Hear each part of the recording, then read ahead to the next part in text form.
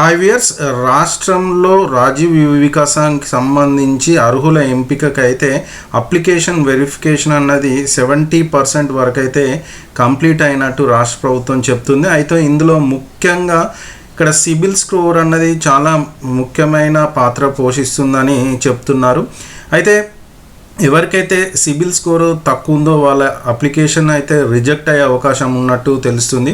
ఎందుకంటే ఎవరైతే ఈ అప్లికేషన్ చేసుకున్న వాళ్ళు కనుక గతంలో అగ్రికల్చర్ కానీ, హౌసింగ్ కానీ, వెహికల్ కానీ, పర్సనల్ లోన్ ఇట్లాంటి వాటికి ఏదైనా లోన్స్ తీసుకొని వాటికి సకాలంలో ఈఎంఐలు కట్టక ఇంట్రెస్ట్లు పడి ఎవరైతే ఉంటారో అలాంటి వాళ్ళకి అయితే సిబిల్ స్కోర్ అయితే తక్కువ ఉంటుంది.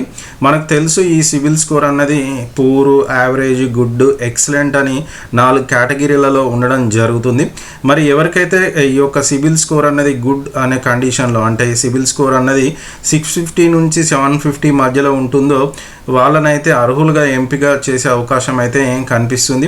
అయితే ఈ యొక్క ఎవరైతే సిబిల్ స్కోర్ అన్నది లోన్లు ఉండడం వల్ల తక్కువ ఉన్న వాళ్ళని కనుక పక్కగా పెడితే కేవలం 60% మంది మాత్రమే అప్లికేషన్ చేసుకున్న వాళ్ళలో, అంటే దాదాపు ఒక 16,30,000 అప్లికేషన్స్ అయితే రావడం జరిగింది. అందులో ఈ యొక్క సిబిల్ స్కోర్ అన్నది సరిగా లేని వాళ్ళని పక్కగా పెడితే మాత్రం దాదాపు ఓన్లీ 60% వాళ్ళు మాత్రమే అర్హులుగా ఎంపికయ్యే అవకాశం కనిపిస్తుంది. అయితే దీనికి సంబంధించి సిబిల్ స్కోర్కి సంబంధించి బ్యాంకర్స్ అయితే ఈ యొక్క వెరిఫికేషన్ అయితే చేయడం జరుగుతుంది. అంటే ప్రతి జిల్లాలలో బ్యాంకర్ల ద్వారా ఈ యొక్క సర్టిఫికెట్స్ అని వెరిఫై చేస్తున్నారు. వాళ్ళు వెరిఫై చేస్తున్న సమయంలో సిబిల్ స్కోర్ అన్నది చూడాల్సిన అవసరం ఉందని రాష్ట్ర ప్రభుత్వం చెప్తుంది. మరి ఈ సిబిల్ స్కోరు చూడడానికి ప్రతి ఒక్క అభ్యర్థి దగ్గర నుంచి 100 రూపాయల నుంచి 200 రూపాయలు అయితే తీసుకునే దానికి మాకు అవసరం ఉందని బ్యాంకర్లు అయితే రాష్ట్ర ప్రభుత్వానికి చెప్పడం జరుగుతుంది. మరి ఈ యొక్క 100 నుంచి 200 రూపాయల కనుక తీసుకుంటే ఒక 16,000 కోట్ల రెవెన్యూ అయితే బ్యాంకు వాళ్ళకు వస్తుందని రాష్ట్ర ప్రభుత్వానికి చెప్పడం జరుగుతుంది.